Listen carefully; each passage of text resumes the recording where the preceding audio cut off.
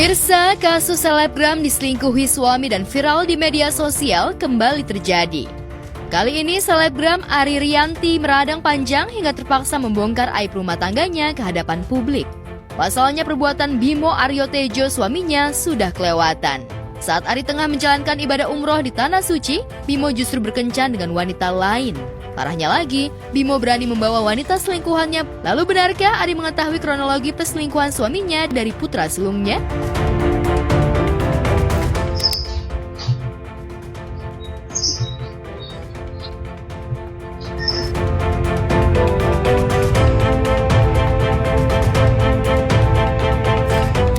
Nanti kamu pada teh hanya dipegang-pegang nah aduh ya Allah. Nanti kemana-mana Pak? Jangan kau pegang-pegang, bukan murim nak. Biasaan kau.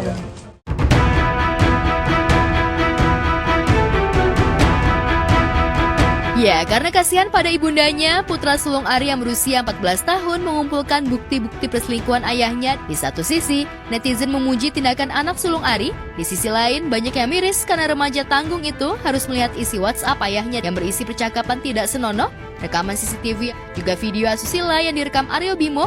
Bukti-bukti percakapan WhatsApp dan video asusila diduga didapat putra sulung Ari dari handphone ayahnya. Yang paling sedih tuh dari sisi anaknya sih yang aku pikirin, kayak yang nemuin bukti perselingkuhannya itu si anaknya yang umur 14 tahun ini. Dia laki-laki SMP, terus harus tahu kalau ternyata ayahnya itu selingkuh. Padahal pernikahannya udah 16 tahun kan, anaknya udah pada gede-gede. Terus aku juga baca percakapan mereka selain ngomongin anak, kesel gak sih? Aku lebih kesel karena ngeliat dari sisi anaknya. Kasihan nanti psikis anaknya tuh gimana. Seorang istri yang lagi umroh, pulang umroh mendapati suaminya berselingkuh di rumahnya dan di kamar tidurnya sendiri. Dan didapati perselingkuhan ini informasinya dari anaknya. Ini sangat menyedihkan, pasti perempuan itu terpukul. Buat anaknya juga sabar dan tabah. Mungkin ini udah jadi bagian dari perjalanan hidup. Suami dari Ibu Siti Seprianti ya. Ibu ini lagi umroh ke Tanah Suci dan suaminya selingkuh. Dimana selingkuhannya yang dari luar kota itu dibawa, disuruh naik kereta api ke rumahnya dan dia selingkuhnya di kamar tidur, dimana pasangan ini biasa tidur. Wow. Menurut aku sih laki-lakinya ini, suaminya ini agak-agak kayak ada kelainan ya. Apa ada kelainan, apa over, dan chat-chatannya anaknya memang mengetahui. Tapi mungkin suaminya nggak punya modal. Kalau mau pergi ke hotel nggak punya modal. Jadi ditunggulah istrinya dulu pergi dari rumahnya untuk pergi kemana gitu. Nah pas pergi umroh kan lumayan tuh 2 minggu. Dipanggil lah tuh ceweknya datang. Sederet selebriti pun ikut geram membayangkan perbuatan Bimo Aryo yang melukai perasaan Ari dan anak-anaknya. Selingkuh itu kan habit, atau pasti ada sesuatu hal yang bikin jadinya selingkuh. Nah, tidak bisa membenarkan kalau selingkuh itu udah salah pastinya. Gue sendiri nauzubillah min dzalik lagi umroh, tiba-tiba pas pulang dikasih tahu sama Allah bahwa pasangan kamu tuh tidak baik atau tidak pas untuk menjadi seorang imam atau seorang istri ya. Kalau itu ada senengnya, ada pastinya patah hati banget sih. Selingkuh sih menurut aku apapun itu maksudnya masih dalam pacaran ataupun sudah menikah tetap salah sih. Kalau emang mau sama orang lain selain pasangan kamu, selesaiin dulu hubungannya baru kamu menjalin hubungan sama orang lain. Turut sedih dengar beritanya. Kalau aku diselingkuhin udah nggak mau. Soalnya menurut aku kalau udah selingkuh itu kayak udah berkhianat ya. Ya aku harap sih semoga suaminya ini cepat bertobat sebelum kiamat. Dan cepat lo minta maaf kepada istrimu dan anakmu dan cepat kamu keluar dari rumah itu. Itu aja sih biar kamu gak malu banget ya kan. Dari investigasi yang dilakukan anak sulung Ari, diketahui Bimo Aryo sudah berselingkuh sejak Agustus 2024. Bisa jadi Bimo Aryo membatalkan umroh bareng Ari, lantaran ia memang ingin bebas berkencan. Setelah dikhianati suami di depan anaknya sendiri, apakah Ari Rianti akan memaafkan Bimo Aryo? Benarkah selebgram bernama asli Siti Septi Ariyanti itu akan menggugat cerai suaminya? إن في صدري كلاما لا أستطيع ترتيبه في الدعاء فيا ربي أنت أعلم بنفسي مني فحقق ما أتمناه وأرح بالي وقلبي يا الله. Tapi nggak boleh lama-lama Mbak. Saya yakin Mbaknya kuat karena mungkin ini jawaban dari doa-doa yang lagi di umroh. Diketahui bahwa suaminya memang tidak baik dan tidak benar. Selama ini udah terlalu banyak berlaku curang sehingga puncaknya karena doanya di umroh, apapun yang ditutupi, sebaik apapun, sesempurna apapun pasti akan terbuka juga. Emang udah pacaran lama sih kalau aku lihat ini ya. Ini sudah pacaran jarak jauh, sudah pacaran lama. Tapi dia mengambil kesempatan, begitu istrinya pergi umroh, langsung dia masukin itu perempuan. Ini menurut aku sih ibunya keren banget. Ibu ini bisa sekuat ini ya. Kalau gue udah gue terjang itu udah gue ngamuk gitu. Yang namanya hilaf itu menurut aku nggak ada, karena perselingkuhan itu butuh effort. Kayak lu butuh ngeluarin waktu, butuh ngeluarin biaya juga, takut ketahuan juga sama pasangan aslinya, deg-degan dan lain-lain. Jadi yang namanya hilaf tuh nggak ada. Kalau udah sekali ketahuan selingkuh, udah sih mendingan udahin aja. Nah, Mbaknya harus tabah, kuat, dan saya yakin kemudian di belakangnya pasti akan dapat hal yang lebih baik, akan diangkat derajatnya oleh Allah, dan mungkin akan dipertemukan dengan laki-laki yang sempurna juga. Katanya sih pernikahan itu kan nggak selamanya saling mencintai. Kalau cintanya udah pudar mungkin kan sisa komitmen ya. Nah itu tuh di pernikahan yang susah ya, menjaga komitmen sampai lama gitu kan nggak gampang gitu ya. Buat yang mau selingkuh atau sedang selingkuh jangan deh. Ingat karma itu ada.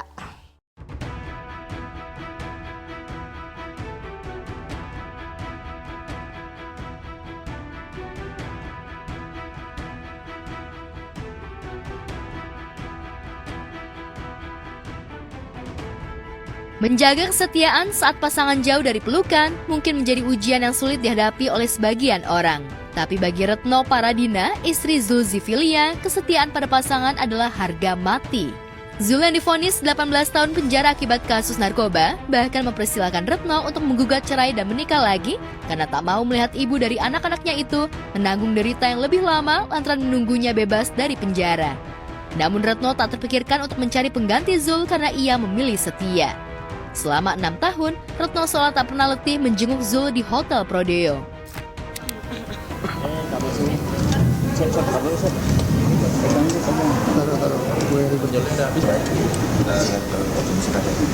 Bang Jul sehat-sehat Bang Jul. Kalau aku sebulan sekali atau enggak 2 bulan sekali, tergantung kerjaan sih Mbak.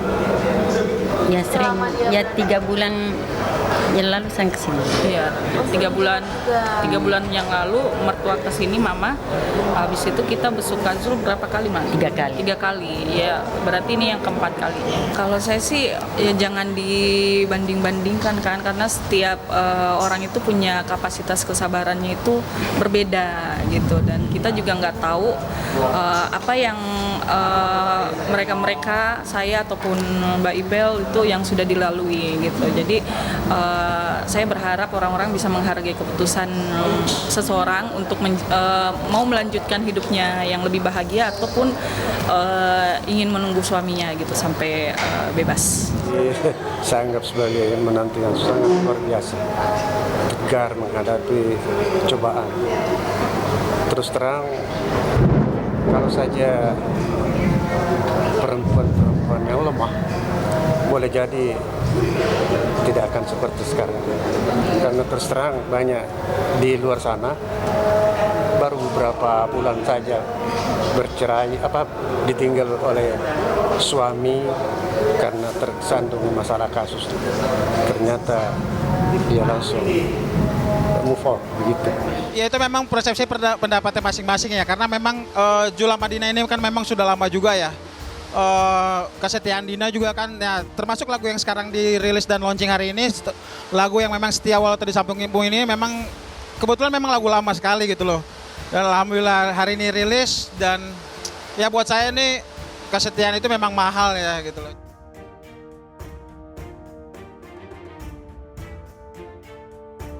Sebagai suami, Zul bersyukur memiliki istri setia seperti Retno. Zul merasa bersalah karena telah menyia-nyiakan kepercayaan sang istri hingga nasibnya harus berakhir di balik jeruji besi. Andai waktu bisa diulang, Zul ingin membahagiakan istri dan anak-anaknya dengan uang halal yang didapatnya dari dunia musik. Pertimbangan ekonomi juga ya, mudah-mudahan ini bisa membantu ekonomi keluarga saya juga. Ya, kalau lagunya Bumiang insya Allah ada royalti kan lumayan bisa buat tambah-tambah keluarga. Selama ini kan saya di dalam cuma diberi kesempatan oleh beliau ini untuk bisa ngamen, dan dari ngamen itu menghibur warga, keluarga kunjungan itu bisa dapat, tapi ya itu cuma bisa buat saya sendiri, minimal saya nggak merepotkan keluarga di luar sana. Kak Zul itu orangnya family man banget kan, jadi kayak dia tuh benar-benar menyesal, apalagi anaknya kan ditinggal waktu masih kecil gitu, jadi ya penyesalan itu sering ada.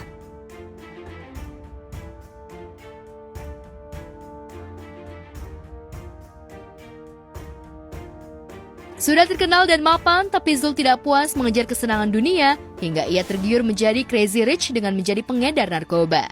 Fakta di persidangan membuktikan Zul menjadi anak buah gembong narkoba kelas kakap. Akan tetapi, itu adalah kisah kelam yang sudah Zul tutup rapat-rapat. Sekarang ia hanya ingin melakukan apa yang diridhoi istri, orang tua, dan Tuhan yang Maha Memberi. Sebenarnya waktu awal-awal saya memang di sini orang udah pada tahu ya kalau saya memang musisi.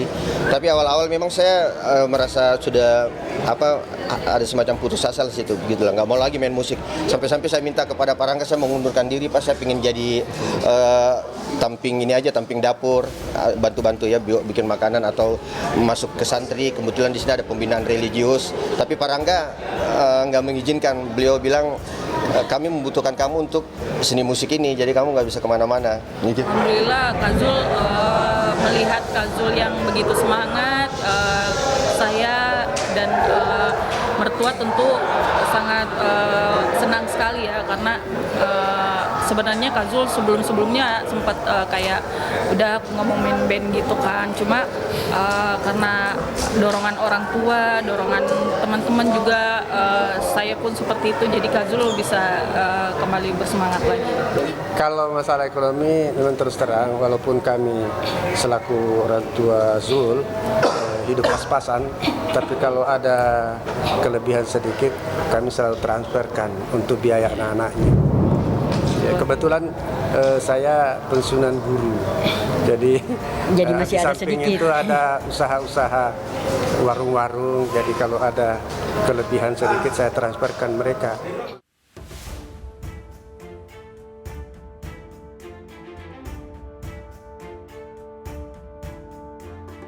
Jika tak mendapatkan keringanan hukuman atau remisi, Zul baru akan bebas pada tahun 2037 mendatang. Jika saat ini usia Zul 43 tahun, maka tahun 2037 nanti, usia pelantun lagu Aishiteru itu sudah 55 tahun. Tak mau usia produktifnya sia-sia di penjara, Zul pun berkarya di balik tembok derita. Zul bersyukur Kalapas Gunung Sindur mengizinkannya berkarya di dalam penjara. Bersama musisi obot sahabatnya, Zul ingin sharing derita hidupnya di penjara melalui sebuah lagu. Lalu benarkah lagu itu diciptakan oleh Retno, istrinya?